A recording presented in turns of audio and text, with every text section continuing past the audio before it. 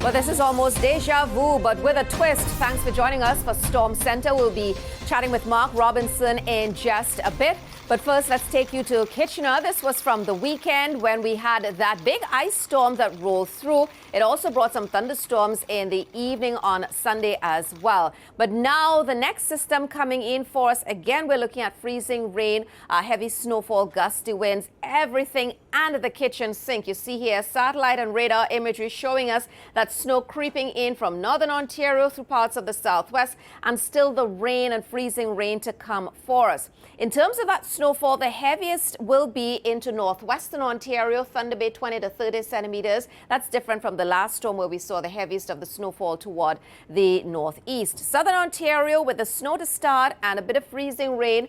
We will see perhaps through parts of central Ontario over higher terrain northwest of Toronto, maybe 5 to 10 centimeters of snowfall. That will come with some freezing rain as well. There are special weather statements for a brief period of freezing rain for parts of southern Ontario and freezing rain warnings as well. And you can see here, this was the result of the weekend ice storm in Bracebridge. Heavy coating of ice on trees and power lines, and that led to many of them coming down, thousands and thousands without power. So they're still waiting, some of them, to get back online, Mark. But there is a bit of good news with this incoming storm with regard to the ice accretion.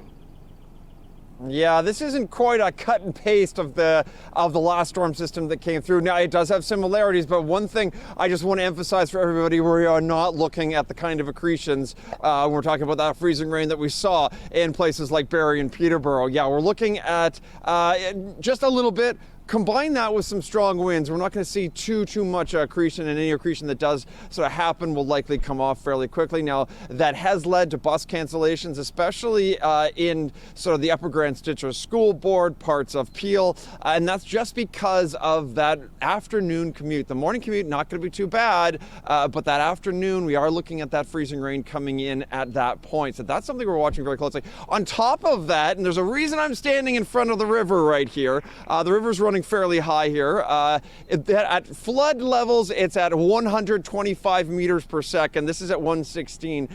We are seeing a lot of water, though, that is going to hit the watershed for the Grand River, like I see behind me, and that could push that well up into the flood region. So that's something we're watching.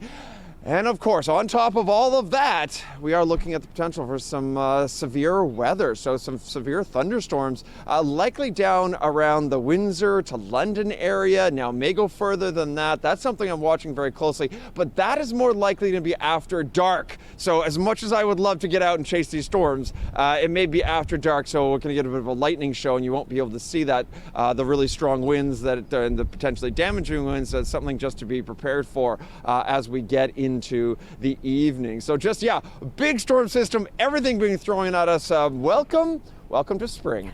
Yes, definitely welcome to spring, Mark. And Mark was mentioning essentially those strong winds for us. Quite widespread with this system moving through. We can see those gusts up to 70 kilometers per hour in some instances, maybe even stronger than that around the shores of the lakes. And that could pose a problem for restoration efforts for the hydro crews working.